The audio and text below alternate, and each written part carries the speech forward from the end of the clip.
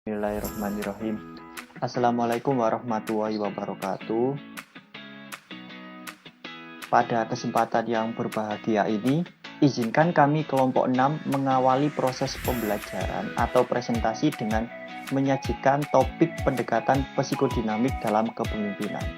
Kalau kita mendengar kata-kata kepemimpinan atau suatu frasa menjadi seorang pemimpin, kan merupakan sesuatu hal yang menarik. Siapa sih yang tidak tertarik untuk menjadi seorang pemimpin? Menurut Kate DeVries dalam bukunya Not Host, manusia itu adalah makhluk yang kompleks, unik, paradok, dengan penggerak motivasi yang kaya dan banyak sekali. Oleh karena itu, kita akan mempelajari sisi lain dari kepemimpinan. Bagaimana melihat pemimpin itu dari pendekatan psikologi. Jadi teman-teman semuanya kan sudah pernah membahas, mempelajari mengenai pendekatan-pendekatan kepemimpinan, mulai dari pendekatan sifat sampai dengan pendekatan servant leadership atau adaptive leadership. Nah, sekarang kita akan melihat dari sisi emosi maupun psikologi dari para anggota atau pengikut yang akan dipimpin. Singkat poin bahwa untuk menjelaskan perilaku manusia itu dibutuhkan baik pendekatan rasional maupun irasional. Jika menggunakan pendekatan psikodinamik itu berfokus pada dinamika perilaku manusia yang seringkali sulit untuk dipahami. Presentasi kali ini akan memberikan gambaran umum tentang penerapan pendekatan psikodinamik yang saya ambil dalam studi kasus mahasiswa administrasi publik angkatan 2018. Yakni kami ingin mengetahui bagaimana pengaruh dinamika perilaku mahasiswa terhadap efektivitas kepemimpinan Presiden Joko Widodo. Dikatakan efektif apabila pemimpin mampu mempengaruhi bawahan dalam rangka mencapai tujuan. Namun di sini saya tidak akan sendiri, saya dibantu oleh beberapa teman saya, yakni saya sendiri, perkenalkan nama saya Diovandian Mancaputra, kemudian ada teman saya Safira Aulia, Lailatul Khoiriyah, Caidar Akbar, dan Aisyah Baita. Namun sebelumnya di sini kita akan dipandu oleh beberapa pemaparan materi pertama yang disampaikan oleh teman saya yaitu Caidar Akbar. Nah, silakan.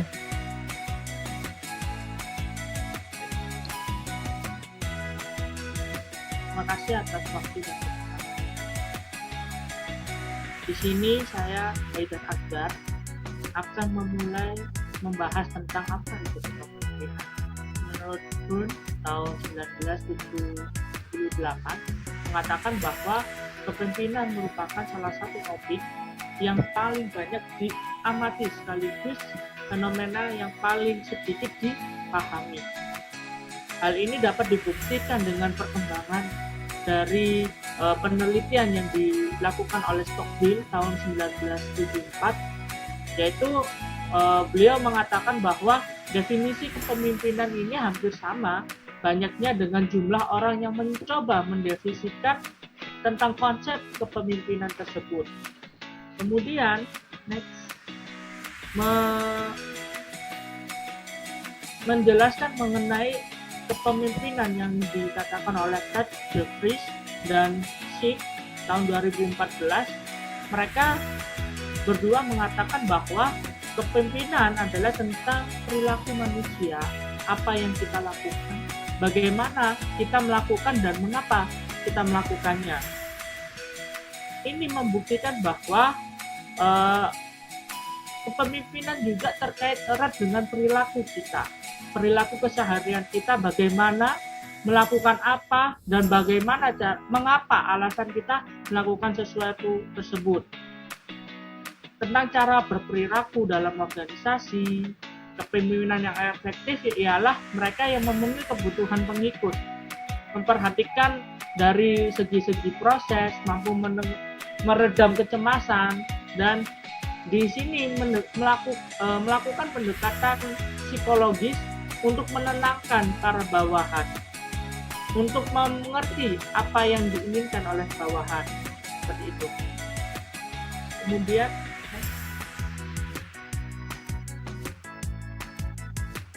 dari kepemimpinan psikodinamik ini merupakan kepemimpinan yang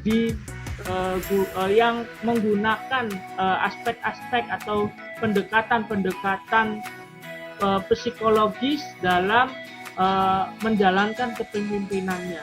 Dalam kepemimpinan psikodinamik ini terdapat paradigma klinis yang mengitarinya.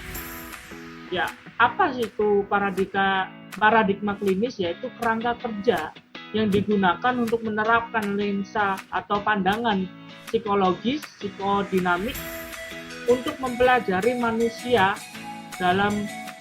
terutama dalam perilakunya dalam organisasi. Kemudian dijelaskan bahwa paradigma klinis terdapat 4 premis dasar yang mendasari adanya paradigma psikodinamik ini. Yang pertama adalah bahwa premis pertama berpendapat bahwa ada alasan di balik setiap tindakan manusia, yang dimana ini menjelaskan penjelasan yang logis. Kemudian premis yang kedua adalah mengatakan bahwa sebagian besar dari kehidupan mental, yaitu berupa perasaan, ada ketakutan, ada motif atau alasan yang mendasari cara sadar atau tidak sadar seseorang itu akan melakukan sesuatu. Kemudian premis yang ketiga adalah menyatakan bahwa tidak ada yang lebih penting bagi siapa orang daripada cara dia mengatur dan mengekspresikan emosinya. Jadi yang lebih penting adalah bagaimana cara dan mengatur emosinya, ekspresinya, itu lebih penting daripada melakukan hal-hal yang di luar yang ada di dalam dirinya. Itu yang premis ketiga. Kemudian premis keempat adalah yang mendasari paradigma klinis ini bahwa perkembangan manusia merupakan proses interpersonal dan intrapersonal. Jadi lingkungan juga melingkupi. Ada inter di dalam dirinya sendiri, intrapersonal di antara berbagai orang di sekitarnya. Bisa menjadi suatu yang disebut dengan pengalaman masa lalu, pengalaman itu sendiri, termasuk pengalaman untuk mengembangkan dirinya yang diberikan sejak dari asuhan hingga dewasa sepanjang hidupnya. Itu premis yang mendasari seperti itu.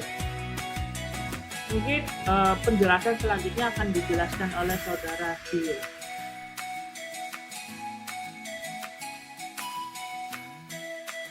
Baik, terima kasih atas kesempatannya. Di sini saya akan melanjutkan dari mengenai konsep utama psikodinamik, ya kan?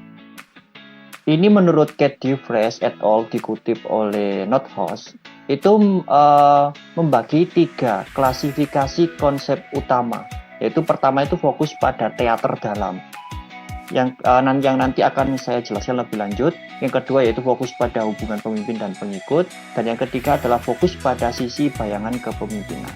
Nah, mari kita akan ulik satu-satu. Yang pertama yaitu ada teater dalam, atau kalau McDougall itu menyebutnya inner theater. Kalau kelompok kami itu lebih menyebutnya sandiwara batin. Mengapa saya menyebutkan atau kami menyebutkan sandiwara batin? Itu diperoleh berdasarkan pengertian yang dijelaskan oleh bukunya Nothouse 2016 yang menjelaskan bahwa inner theater adalah panggung yang dipenuhi dengan orang-orang yang telah mempengaruhi baik atau buruk pengalaman kita dalam hidup.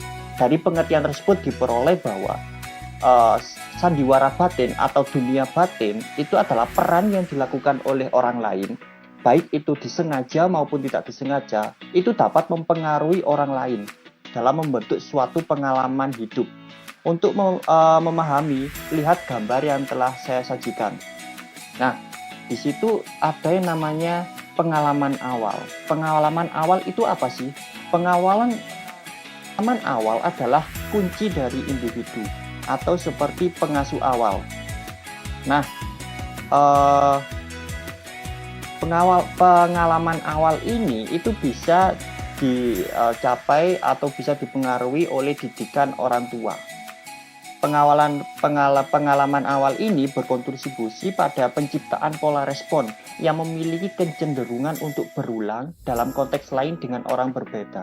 Jika merujuk pada kamus psikologi, pengalaman awal ini yakni pengalaman seorang anak yang memiliki pengaruh yang signifikan terhadap perkembangan pola pikir, terhadap perkembangan sosial, terhadap perkembangan emosionalnya. Jadi pengalaman awal ini dipengaruhi oleh didikan dari orang tuanya juga bisa, dipengaruhi oleh faktor sosial ekonominya juga bisa. Jadi di dalam sandiwara batin yang namanya tema hubungan itu akan berkembang seiring waktu. Artinya tema-tema hubungan ini atau kepribadian ini bukanlah hal yang mutlak, namun bisa berkembang, bisa berubah. Nah, perubahan itu bisa dicapai melalui tema. Tema ini yang dimaksud adalah berakar pada keinginan, kebutuhan, atau tujuan terdalam kita yang nantinya akan berkontribusi pada perkembangan gaya kita. Misalkan nanti waktu kecil kita tidak suka berolahraga, namun setelah berkembang besar kita mempunyai tujuan untuk masuk ke dalam angkatan Polri misalkan. Oleh karena itu kita akan merubah gaya kita yang sebelumnya tidak suka olahraga menjadi suka olahraga, kira-kira begitu. Nah, selanjutnya yaitu fokus pada hubungan pemimpin. Fokus pada hubungan pemimpin dan pengikut. Menurut Wilfred Bion, dikasih 3 asumsi dasar dalam kelompok, yakni dependensi, ketergantungan, fight and flight, pelarian, dan pairing atau pasangan. Nanti ini akan dijelaskan oleh teman saya lebih lanjut, namun saya akan menekankan, memberi gambaran sedikit. Yang pertama yaitu ketergantungan atau dependensi. Itu memandang pemimpin sebagai maha kuasa dan akibatnya dengan mudah menyalahkan otonomi atau kebebasan mereka. Tentunya hal ini juga berdampak positif, di lain sisi juga berdampak negatif. Berdampak positif yaitu terhadap pengarahan tujuan dan keterpaduan, karena apa yang dikerjakan bawahan itu sesuai dengan kemampuan pemimpin, artinya tergantung dari pemimpin. Sedangkan asumsi yang kedua yaitu fight and flight, memandang dunia ini tuh berbahaya dan pengikut atau organisasi lain harus menggunakan pertarungan atau perlalian sebagai mekanisme pertahanan. Nah, mekanisme pertahanan nanti akan saya jelaskan. Jadi fight and flight ini membagi 2 kubu musuh. Sedangkan asumsi ketiga yaitu berpasangan. Berpasangan ini menurut Bion itu adalah dianggap kuat akan membantu seseorang mengatasi kecemasan, keterasingan, dan kesepian. Nah, ini juga bisa berpengaruh positif dan berpengaruh negatif. Berpengaruh positif itu apabila pasangan ini untuk mengatasi kecemasan. Nah, berpengaruh negatif ini bisa mengambilkan konflik, bisa mengakibatkan konflik baik itu intra maupun antar kelompok. Nah, next. Nah, ini gambaran dari Bion modelnya. Nah, pemimpin dan pengikut, fokus pada pemimpin dan pengikut, yaitu fokus pada kedua. Diambil dari bukunya Nordhaus. Yang pertama yaitu mekanisme pertahanan sosial. Jadi mekanisme pertahanan sosial ini yaitu memandang kehidupan organisasi dipenuhi dengan ketidakpastian dan para pemimpin perlu tahu bagaimana cara menangani secara memadai kecemasan yang muncul saat bekerja dalam lingkungan sosial. Jadi kata kuncinya adalah kecemasan. Kecemasan ini adalah jika tidak dikelola dengan baik, orang-orang akan bertindak dengan terlibat dalam pertahanan sosial. Ya kan? Pertahanan sosial ini apa sih? Pertahanan sosial ini yang dimaksud adalah pemisahan, penolakan, perlawanan, dan perpindahan. Jadi kunci utamanya kecemasan. Jika kecemasan tidak dikelola dengan baik, maka menggunakan mekanisme pertahanan sosial. Nah, kecemasan tersendiri itu dipengaruhi oleh beberapa banyak faktor. Salah satunya itu genetik, kesedihan, mungkin kejadian trauma, didikan orang tua, introvert, brain struktur, dan ekspektasi sosial. Jadi ini cuma beberapa hal, banyak lagi faktor yang mempengaruhi dari kecemasan. Nah, yang selanjutnya yaitu selain mekanisme pertahanan disebut juga ada yang namanya mirroring and idealizing. Apa itu mirroring and idealizing? Artinya yaitu mencerminkan dan mengidealkan. Konon, cermin pertama untuk bayi adalah wajah ibunya. Nah, sejak saat itu, Nordhaus 2016 mendefinisikan proses pencerminan, yaitu mengambil isyarat tentang keberadaan dan perilaku dari orang-orang sekitar. Nah, jadi cerminan, makanya ada filosofi misalkan presiden adalah cerminan dari rakyat itu tersendiri. Nah, kira-kira begitu. Dalam organisasi, dinamika pencerminan antara pemimpin dan pengikut itu bisa menjadikan sebuah kolusi. Pengikut sangat ingin menggunakan pemimpin mereka untuk mencerminkan apa yang ia ingin mereka lihat. Sebaliknya para pemimpin sulit menolak penegasan pengikut. Hasilnya seringkali masyarakat saling mengagumi mendorong para pengikut untuk mengambil tindakan yang menopang citra mereka melayani kebutuhan organisasi. Yang kedua, selanjutnya yaitu identifikasi dengan penyerangan. Untuk mengatasi kecemasan yang dipicu oleh perilaku agresif dari seorang pemimpin, beberapa pengikut mungkin menggunakan proses defensif yang dikenal dengan nama identifikasi dengan penyerangan. Jadi kapan ini akan digunakan? Ya seperti yang saya jelaskan tadi, ketika mekanisme pertahanan sosial itu terjadi, maka orang-orang cenderung akan menggunakan identifikasi dengan penyerangan. Dihadapkan dengan kekuatan yang lebih tinggi, orang kadang-kadang merasakan dorongan untuk menjadi yang lebih tinggi daripada orang itu, karena mereka akan melindungi dari dirinya dari segala dari segala tindakan yang menyakiti dirinya. Jadi gampangnya begini, dia akan mengubah itu ketika dirinya sebagai terancam menjadi yang membuat ancaman. Nah, yaitu folie et deux yang terakhir. Ini gampangnya disebut kegilaan bersama.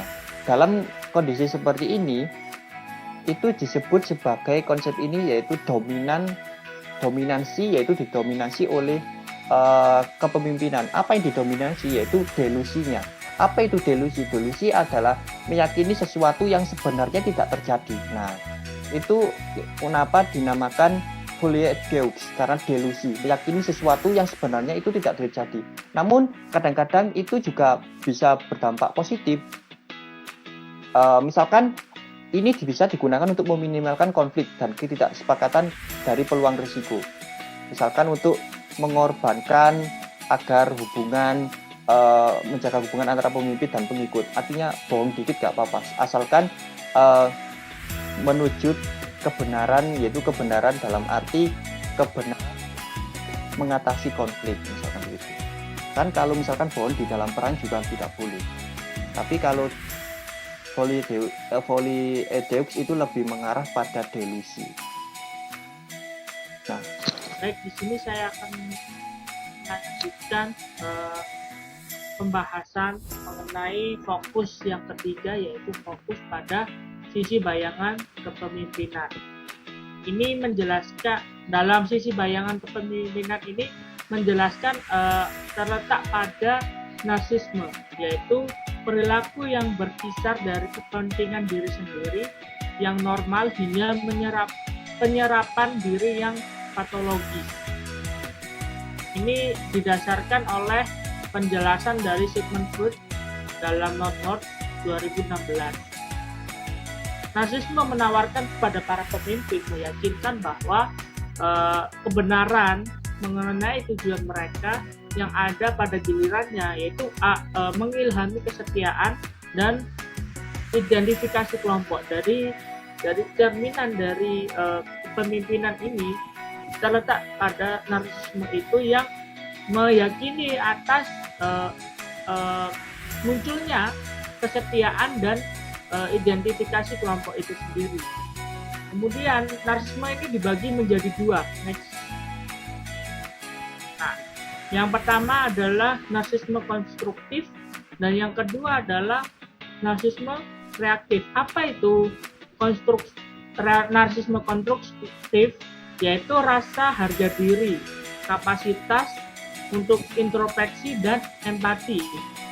Dalam peran kepemimpinan, narsis konstruktif lebih cenderung memiliki kecenderungan relatif yang seimbang dan memiliki fatalitas, dan rasa harga diri. Kapasitas untuk introspeksi dan empati. Mereka menginspirasi orang lain tidak hanya untuk menjadi lebih baik dalam apa yang mereka lakukan, tetapi juga sepenuhnya mengubah mereka melakukan hal-hal yang lebih baik lagi. Dan sebaliknya, narsisme reaktif yaitu terpaku pada masalah kekuasaan, status, prestis, dan superioritas. Maksudnya adalah mereka yang sering didorong ke arah pencapaian dan pencapaian oleh kebutuhan untuk membalas dendam yang dirasakan atau yang dialami pada masa-masa kecilnya, masa-masa kanak-kanak. Hal ini tidak mau mentolerir kesepakatan dan kritik. Para pemimpin seperti itu jarang berkonsultasi dengan orang lain. Hasilnya adalah narsis yang reaktif ini beroperasi dalam realitas mereka sendiri, dalam kehidupan mereka sendiri, tanpa tindakan pengendalian atau pengujian realitas apapun. Ini dapat mendatangkan malapetaka. Berbeda dengan konstruktif yang lebih positif, reaktif ini lebih dilihat atau dipandang dari sisi pemimpin itu sendiri yang mungkin ada pengalaman-pengalaman di masa lalu yang kurang mengenakan, itu terbawa sehingga mereka akan membalas dendam atau mencoba untuk mempraktekkan apa yang dia rasakan. Seperti itu, lebih gampang. Next.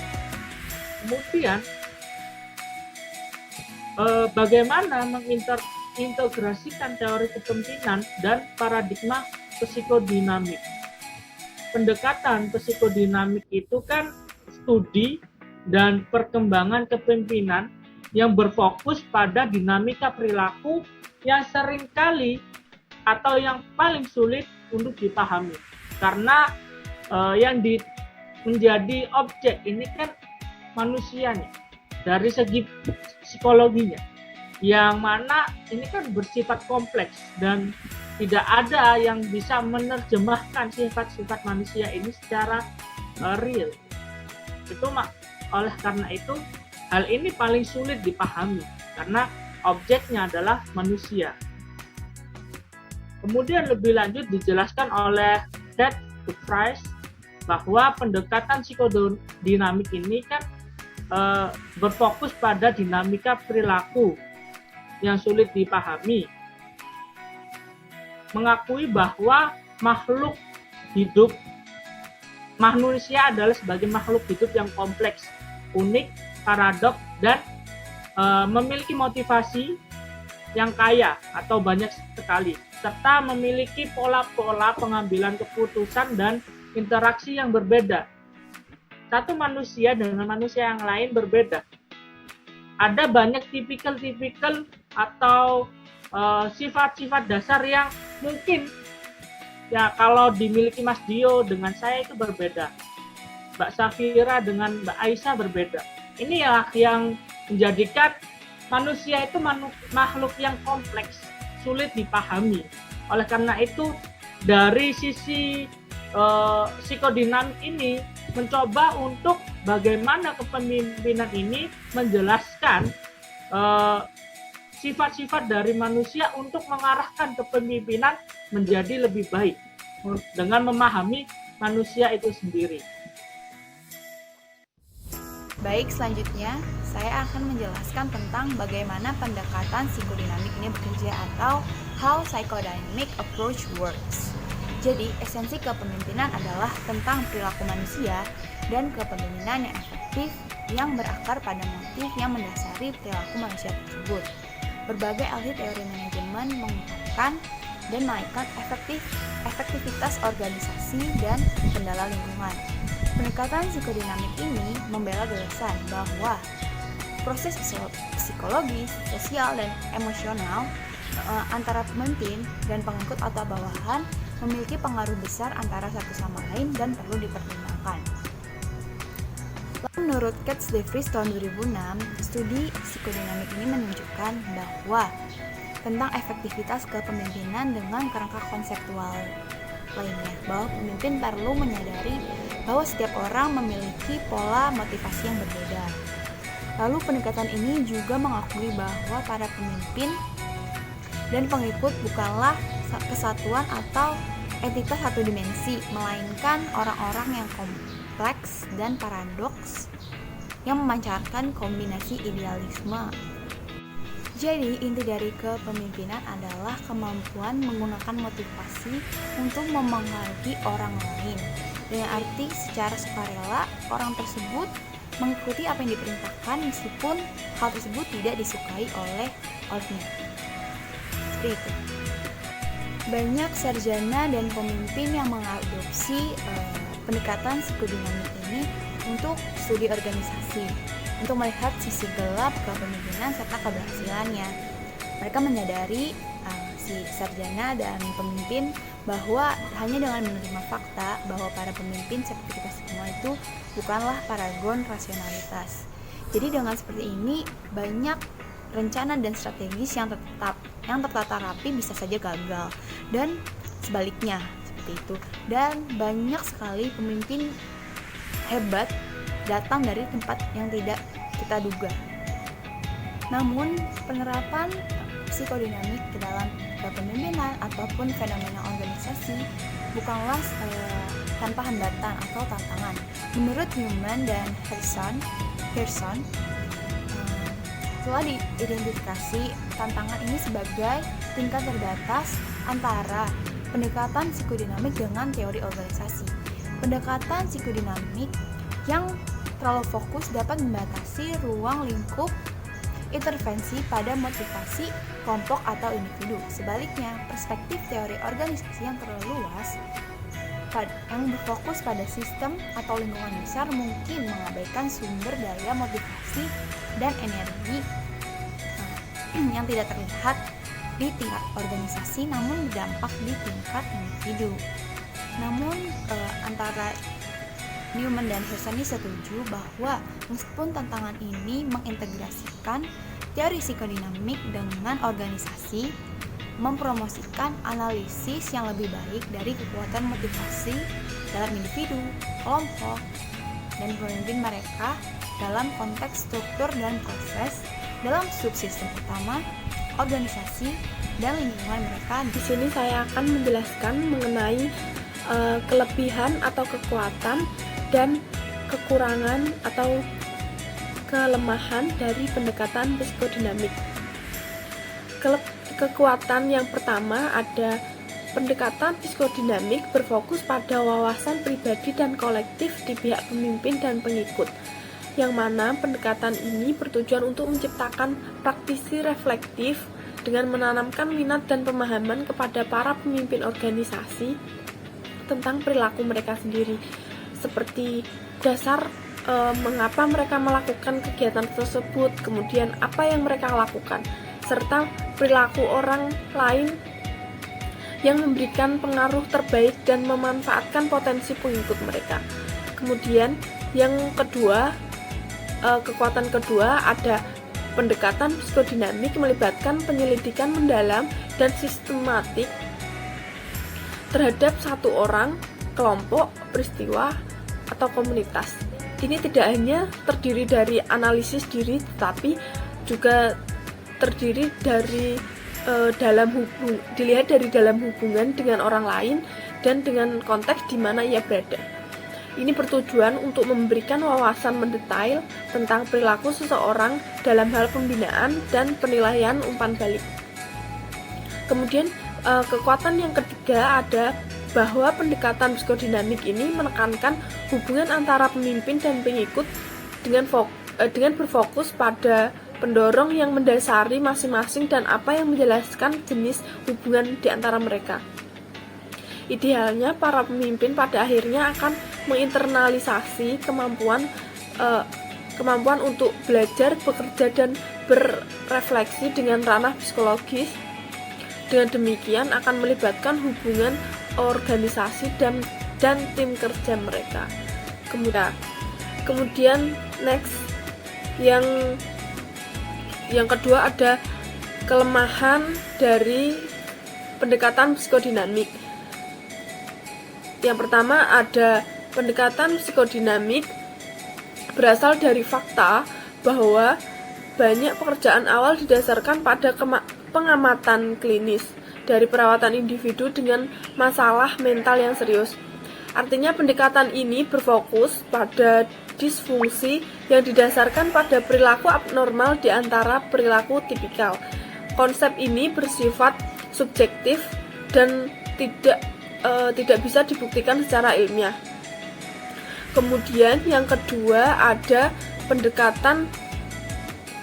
kritik bahwa pendekatan psikodinamik tidak cocok untuk pelatihan dalam pengertian konvensional. Ini karena fokusnya adalah untuk meningkatkan kesadaran diri individu untuk menemukan cara yang lebih baik untuk berperilaku dan berhubungan secara pribadi. Oleh karena itu, rute untuk perubahan yang bervariasi itu dari diri individu ke individu tanpa solusi standar yang dapat diterapkan secara luas. Hal ini mempersulit pemberian pedoman khusus untuk perubahan secara sistematis karena dari individu ke individu lain itu memiliki sesuatu yang berbeda untuk berubah. Kemudian yang ketiga adalah terkait dengan yang kedua tadi, bahwa untuk menempatkan intervensi pada tingkat individu dengan fokus pada kepribadian pemimpin dan gaya kepemimpinan. Oleh karena itu, masalah organisasi lebih struktural dan sistematis dapat diatasi dengan penggunaan pembinaan tim psikodinamik. Pendekatan psikodinamik juga mungkin gagal untuk menangkap masalah yang ada dalam sebuah organisasi tersebut. Ya, terima kasih atas kesempatannya. Saya akan menjelaskan mengenai variabel dan pengukuran. Menurut Ballen tahun 2003, ia telah melakukan studi yang mendasar dengan meneliti 12 tema psikodemik untuk menafsirkan keefektifan dari sebuah kepemimpinan. Nah, yang pertama itu adalah anxiety. Anxiety berarti kecemasan. Nah, kecemasan itu bisa diartikan sebagai dua, yaitu respon terhadap bahaya atau ancaman, dan juga respon produktif terhadap suatu pertumbuhan seseorang. Maksudnya ialah kecemasan ini datang ketika kita merasa sebuah ancaman itu datang. Akan tetapi kecemasan itu bisa juga sebagaikan upaya yang produktif. Ketika kita merasakan sebuah kecemasan, kita akan berusaha memberikan hal yang terbaik pada diri kita, sehingga hal tersebut bisa menjadikan diri kita untuk bertumbuh menjadi seorang yang lebih baik atau produktif. Yang selanjutnya yang kedua ialah boundaries. Boundaries itu memiliki batasan ego dalam kelompok yang membedakan antara individu dengan lingkungan. Nah, batasan ini terbagi jadi dua, yaitu batasan waktu dan ruang. Batasan waktu bisa dicontohkan sebagai ketika kita rapat, terdapat batasan waktu memulai dan mengakhiri. Waktunya itu berjangka sehingga kepemimpinan bisa dapat efektif. Selanjutnya ialah batasan ruang. Batasan ruang itu bisa berupa ruangan kerja atau di kantor dan lain sebagainya. Yang ketiga ialah taking up role. Taking up role itu individu berinteraksi atas dasar peran yang diberikan. Nah, seperti yang telah kita ketahui bahwa kita dalam sebuah organisasi telah ditempatkan sesuai dengan peran dan keunggulan yang kita punyai. Yang keempat ada authority, yaitu individu itu memiliki kebebasan dalam menjalankan kebijakan, tapi kebebasan tersebut dibatasi oleh otoritas yang berwenang. Nah, kita sebagai staf memiliki kebebasan atau hak kita sendiri, tetapi hak tersebut tetap dibatasi oleh batasan atau otoritas yang berwenang, seperti adanya batasan antara karyawan dengan atasan. Kebebasan tersebut dibatasi. Selanjutnya adalah leadership and followership. Ini itu merupakan hubungan antara hubungan antara pemimpin dengan pengikutnya, dan hubungan itu bertujuan baik untuk saling mempengaruhi demi tercapainya sebuah tujuan atau goals yang telah disepakati bersama. Yang keenam ada relasi dan keterkaitan. Nah, dalam organisasi kita ketahui sendiri bahwa terdapat berbagai rangkaian-rangkaian di dalamnya, ada divisi-divisi, dan semua itu tuh saling berketerkaitan dan berhubungan satu sama lain. Relasi di sini tuh berarti berhubungan ya. Yang nomor 7 adalah dependensi. Dependensi itu kelompok bertindak seolah-olah ingin mencapai keamanan dengan melindungi anggotanya. Nah, otomatis dalam sebuah kelompok kita ada rasa untuk mengayomi dan melindungi anggota yang kita miliki sebagai bentuk pertahanan kita, kelompok kita. Nah, masih ada hubungannya dengan dependensi, yaitu fight nomor 8. Itu merupakan fungsi kelompok adalah untuk melestarikan dirinya sendiri dan dapat dilakukan dengan melawan seseorang. Nah, tentu kita sebagai anggota kelompok harus bangga dengan kelompok yang kita miliki, sehingga ketika kita berada dalam anggota kelompok tersebut, mungkin ada beberapa keinginan untuk melestarikan kelompok yang kita miliki sekarang dengan cara ketika ada orang atau ada perlawanan dari luar, kita melakukan perlawanan sehingga kelompok yang kita miliki itu atau yang kita jalani sekarang dapat dilestarikan kedudukannya. Yang ke-9 ada pairing. Nah, menurut Rich itu mencatat bahwa dalam kelompok itu terdapat 2 orang berkumpul atas nama kelompok untuk melaksanakan tugas secara berpasang-pasangan. Nah, pairing ini kan berarti berpasang ya. Seperti yang kita ketahui bahwa kelompok itu juga tidak berjalan sendiri, bahwa di dalam itu ada seseorang yang berpasang-pasangan demi mencapai suatu tujuan yang sama.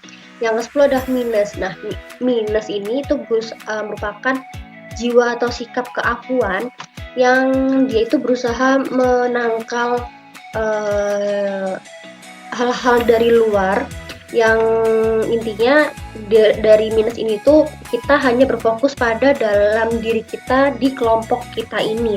Nah, kebalikannya dengan minus ada winus, itu tuh berarti menyangkal keberadaan individu kelompok yang kita punya. Berarti winus ini tuh lebih terbuka terhadap kelompok lain, dengan harap dengan kita terbuka dengan kelompok lain kita bisa memecahkan tantangan yang ada, karena kita bisa sharing-sharing dan lain sebagainya. Dan yang ke-12 itu merupakan group as a whole, maksudnya keseluruhan konsep dari sebuah grup atau organisasi, di mana ini tuh merupakan bagian sistem yang dapat membawa energi Indonesia atas nama yang lain. Siswa Administrasi Publik Angkatan 2018 terhadap efektivitas kepemimpinan Presiden Joko Widodo. Nah, dari hasil yang saya temukan atau kami temukan, kelompok 6 temukan, itu ada faktor yang mempengaruhi perilaku mahasiswa. Ini yang pertama yaitu anxiety, atau dalam bahasa Indonesia yaitu kecemasan. Jadi ini berdasarkan output keluaran SPSS atau uji hipotesis, terdapat pengaruh yang signifikan. Ya, artinya mahasiswa administrasi publik angkatan 2018 diperoleh bahwa faktor kecemasan sangat berpengaruh dalam cara mereka berperilaku, bersikap, menilai, dan mematuhi perintah. Lebih lanjut, dalam uji kecemasan ini artinya kecemasan ini meningkat karena tidak adanya pengaruh dari peran boundaries.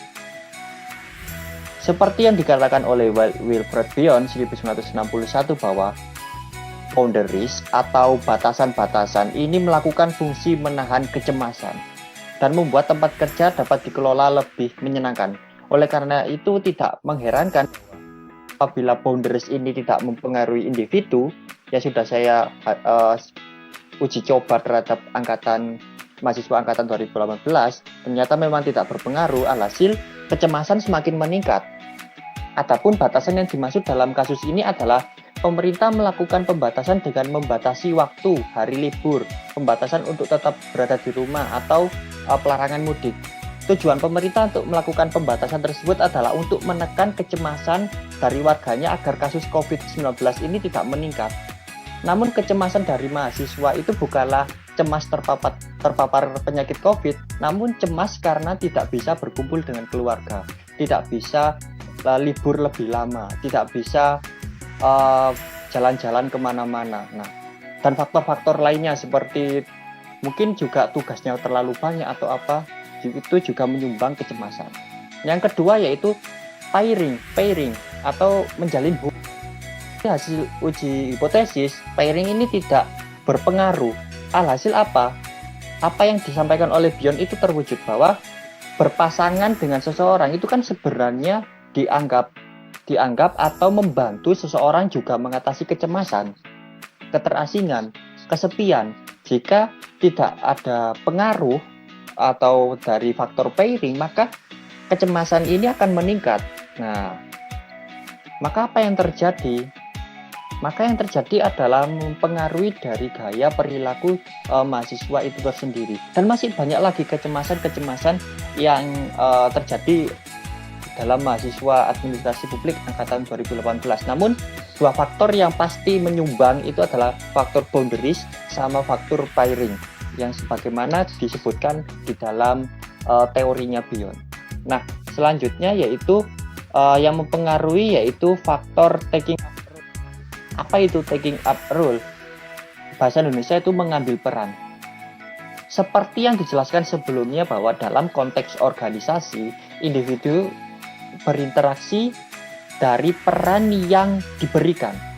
Misalkan terkait dengan budaya organisasi, terkait dengan lingkungannya, terkait dengan faktor ekonomi, terkait dengan keinginannya, terkait dengan tujuan dan lain sebagainya. Itu akan menyumbang seseorang untuk berperilaku sesuai dengan nilai-nilai, sikap, dan norma yang mendasarinya. Selain itu juga, kecemasan juga menyumbang faktor taking up role. Misalkan, hal ini dikenal di konsepnya inner theater McDougall adalah panggung yang dipenuhi dengan orang-orang yang telah mempengaruhi baik atau buruk pengalaman kita dalam hidup. Nah, taking up role kan premis dasarnya adalah dipengaruhi oleh konteks budaya organisasi, lingkungan, faktor ekonomi. Nah, itu kaitannya dengan inner theater atau mempengaruhi seseorang atau pengalaman dalam cara berperilaku. Nah, peran yang dilakukan oleh orang lain, baik itu disengaja maupun tidak disengaja, itu sebenarnya mempengaruhi orang lain dalam membentuk sebuah pengalaman hidup orang lain. Dalam katanya, mahasiswa mempunyai pengalaman-pengalaman yang berbeda-beda. Tentunya pengalaman tersebut antar individu tidak bisa disamakan. Nah, pengalaman ini yang dimaksud adalah juga di lain sisi juga disebut pengalaman awal. Ada juga jenisnya pengalaman awal. Pengalaman awal ini juga berkontribusi pada penciptaan pola respon yang memiliki kecenderungan untuk berulang kali merespon kejadian-kejadian sesuai dengan respon-respon yang sebelumnya. Oleh karena itu, uji hipotesis tersebut yang membuktikan bahwa peran dari pengalaman awal ini sangat mempengaruhi individu dalam bertindak. Nah, selanjutnya yaitu dijelaskan oleh teman saya, Caida. Baik, terima kasih atas kesempatannya. Di sini saya akan melanjutkan pembahasan yang telah dipaparkan oleh Bio yang menjelaskan mengenai faktor-faktor yang mempengaruhi perilaku mahasiswa. Pada pembahasan kali ini, kami akan lebih menjelaskan bagaimana pengaruh perilaku mahasiswa terhadap efektivitas kepemimpinan.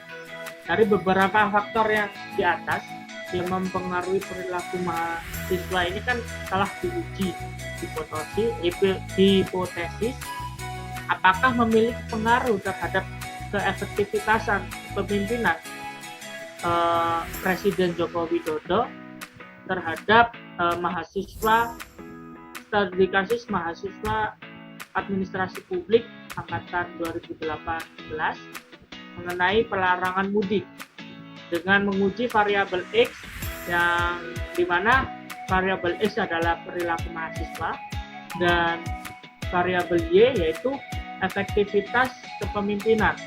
Berdasarkan output di atas yang ada pada tabel, diketahui bahwa nilai signifikansi sebesar 0,9 lebih besar daripada nilai probabilitas yang kami tetapkan menggunakan 0,05, sehingga dapat disimpulkan bahwa antara perilaku mahasiswa dengan efektivitas kepemimpinan ini tidak terdapat pengaruh yang signifikan antara perilaku mahasiswa terhadap keefektivitasan kepemimpinan. Hal ini dapat dikatakan bahwa perilaku mahasiswa mengenai pelarangan mudik ini juga memberikan indikasi bahwa tidak ada pengaruh yang signifikan terhadap kepemimpinan dari Presiden Jokowi yang memiliki memiliki instruksi melakukan pelarangan mudik, karena pada faktor-faktor yang telah disampaikan juga yang mendorong perilaku mahasiswa kan ada kecemasan, ada pengambilan peran, ada kemudian batasan-batasan. Ini kan ada dari 12 variabel diketahui hanya 2 variabel yang memiliki pengaruh signifikan. Jadi dapat disimpulkan bahwa pengaruh perilaku mahasiswa ini terhadap efektivitas kepemimpinan tidak ada pengaruh yang signifikan. Jadi dapat dikatakan bahwa kepemimpinan Jokowi ini memiliki pengaruh pada hal yang lain, tapi tidak pada pengujian yang kami lakukan, yaitu pada mahasiswa administrasi publik angkatan 2018 mengenai larangan mudik. Mungkin itu yang dapat kami sampaikan dari studi kasus yang kami ajukan. Jika ada kurang lebihnya, mohon maaf. Kami mewakili dari kelompok 6 mengucapkan terima kasih. Wassalamualaikum warahmatullahi wabarakatuh.